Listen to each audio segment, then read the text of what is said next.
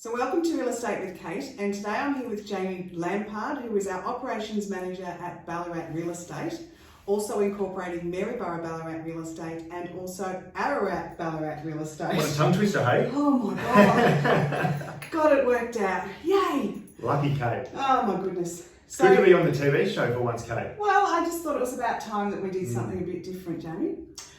And because you are the most qualified person, in my opinion, and my years of experience in real estate in what you do, can you give us a bit of a rundown as to what you do, Jamie, at Ballarat Real Estate? Very good question. Some would say, what on earth do I do on a daily basis? So basically, as an ops manager, I do many different things. From looking after the day-to-day operations from our property management team, from dealing from compliance, from policy and procedure to different projects throughout the office, because obviously in real estate it's an ever-evolving industry. Definitely. With many different innovations coming along. So to have a team of nearly 50 odd staff, it's really important that a lot of our staff are aware of an ever-changing dynamic, and my job is really to support those staff members around me. And compliance has become such a big word in the last few years. Correct. Consumer affairs, REIV, it is a daily changing thing that we pride ourselves on at Maryborough Ballarat Real Estate and Ararat Ballarat Real Estate, being compliant with everything that we need to be. 100%, and that's one of the key things in terms of when you're deciding to pick an agent, is to make sure you do align yourself with an agent who is doing everything correctly and by the book, because the beneficiary of that is ultimately our clients. Definitely. And it's proven to be 100%. Yeah. Most. In terms of all these, because obviously within real estate we get audited by Consumer Affairs, there's spot checks that go through, and to have those constant checks in place and to have them walk in the door and feel very comfortable and very confident that the systems and procedures we've got in place, that no issues can arise from that. Yeah. And it's fun anyway, making sure that we're doing the right thing. It keeps me employed, doesn't it? Exactly. Now, Jamie, also today I wanted to talk about investment properties and property management, because coming to the end of the financial year, we've only got a couple of days left in that. And we have a lot of our investors maybe considering purchasing next financial year. Also, people buying their first investment property, and it's about education, I suppose, on how we manage your property, so the investor's property. And obviously, we're not financial planners, and we don't sell ourselves to be. But as far as somebody who's looking to rent a property, why would they choose our agency to use as their property manager? It all comes down to the quality of your property management team and the structures and systems the agency has in place. Ultimately, the landlord experience and that positive landlord experience comes down to tenant selection. Yeah. So if your agent is doing everything possible to select the right tenant. So not the first tenant, Jamie. Let's get that really, really clear. It's not about the first tenant that applies for the property. Definitely not. On average, to give you a bit of an idea, on average per month, we might receive anywhere between 200, 300, 400 applications per month. And from that number of applications, we might only rent between 20 and 30 of those people. So in terms of making sure that the landlord experience is a positive one, because you need to make sure that the rent's paid on time, the tenants look after the house, they're good to work with, proper investigations need to go in before you make a recommendation to a landlord to select a tenant, because you don't want to have those associated issues with the bad tenant process. Yeah. So Jamie, does the property manager, are they the ones who decide on who the tenant is? Good question. Contrary to common belief, a lot of tenants seem to think it's actually the property manager that makes the selection. Whereas a majority of cases, particularly in our office, our job is to do the research, do the due diligence before we go to the landlord and give the information to the landlord to say, we feel comfortable and we feel confident with this particular tenant, because ultimately the property manager has a vetted interest in making sure they pick the right tenant, because down the track, if there's any issues associated with that tenancy, it falls back on the property manager to resolve those issues. So it's obviously a partnership with a landlord in making a joint decision to pick that right tenant. Absolutely. And something else that's come up recently, Jamie, is People on social media, so on Facebook, having massive house parties and stuff. They don't look great for a new tenancy, do they? They don't, Kate, they don't. And even tenants that have pets and bring pets inside homes, and obviously with the legislation changes, tenants can have pets in certain circumstances, but ultimately anything on that public domain is available to your landlord to basically look and research. So it's important to be aware that for tenants that we're going to scrutinise everything very similar to if we were employing someone to work with our team. Yeah. And I suppose that's it, you know, we are the custodians and the responsible agency for somebody else's home. So it is a right, not a privilege. Totally. To be able to rent a property. Indeed so. And that's one of the key things when you are looking to appoint an agent, is to appoint a reputable agent that has got the experience and the knowledge and the team to be able to support, because during a tenancy, like any type of investment, there potentially could be some hiccups along the way. It would be naive to think that there would not be any hiccups at all. Yeah. So to have that team and knowledge experience to guide you through the appropriate steps with confidence should give some reassurance to our landlords that they are with one of the best teams for property management. And I feel as if property management rules and regulations as far as legal stuff changes more often than sales, and I'm often ringing you and saying, Jamie, has this changed? Totally. Now is an exceptional example of how legislation changes can happen so quickly. So for example, with the current situation with COVID-19, there's been a myriad of changes to legislation that affects landlords. It affects so many things in relation to a tenancy, and your property manager has to be across those areas, because non-compliance can have some disaster effects for some landlords. And the simple saying, I didn't know, just doesn't cut it when it comes to compliance with the legislation. Yeah.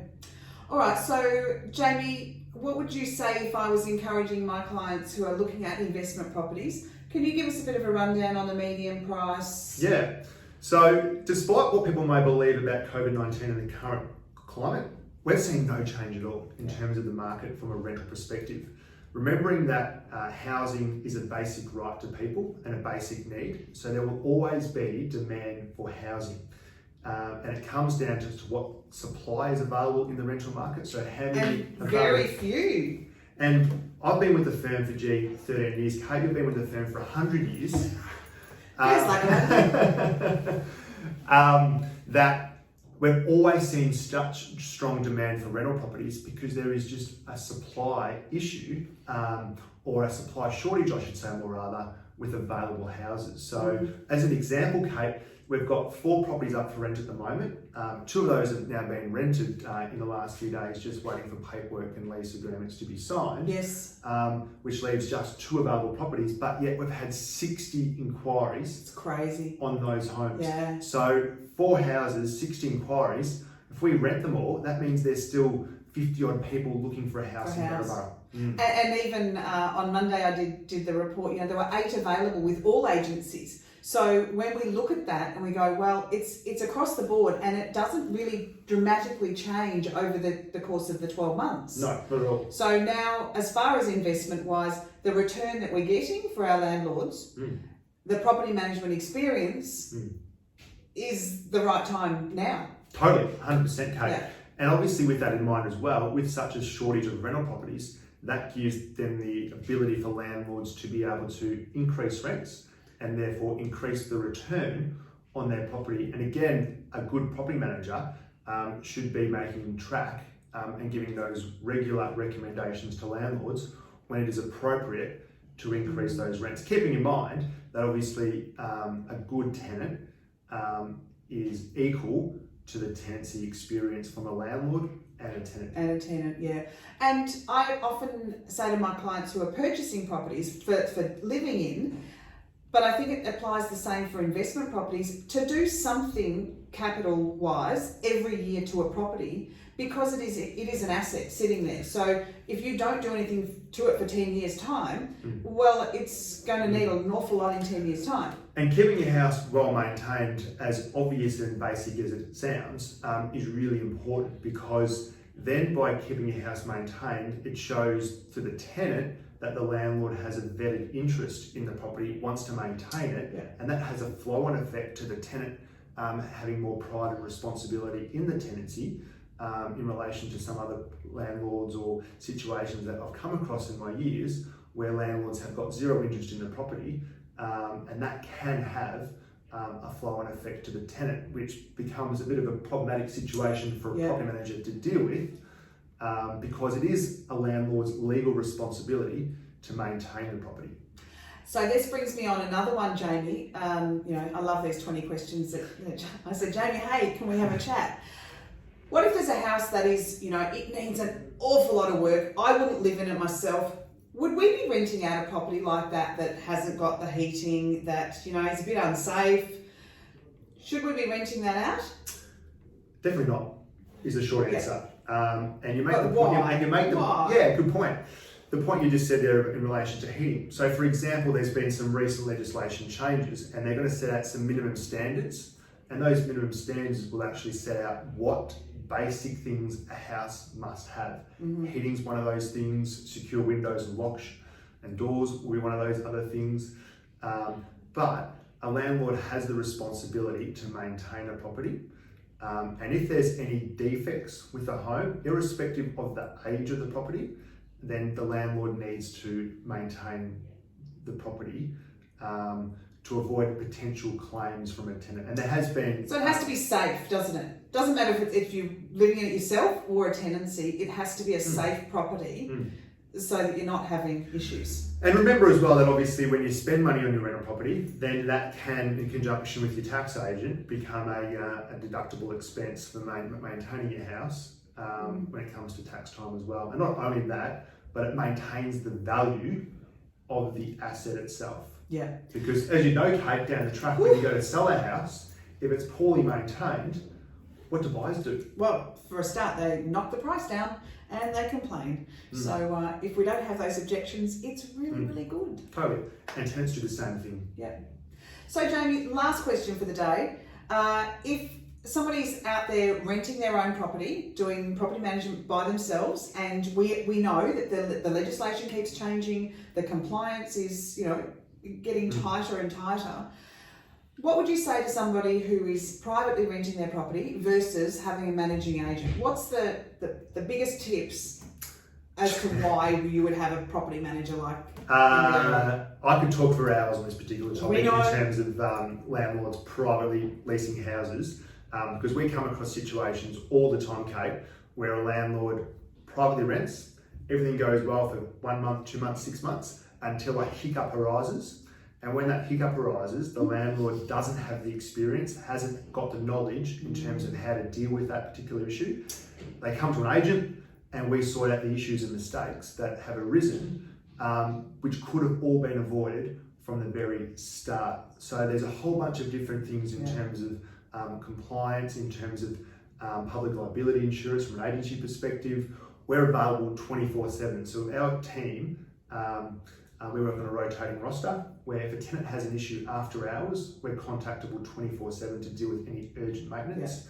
We've got a list of available tradespeople that we've got access to, plus obviously making sure that you're getting the right rent on the property, bond is lodged correctly, condition reports, lease agreement administration, because any non-compliance, all well, the relationship is so good, if it falls apart, and there is non-compliance in certain areas, the tenant has the ability to be able to claim compensation from the landlord. And I've seen it happen. All the fees, the property management fees, they're all tax deductible, yeah? And what I've been finding recently is even friends and close family members who are renting properties from family members are still going through property managers just to keep that separation of that is business, that is family.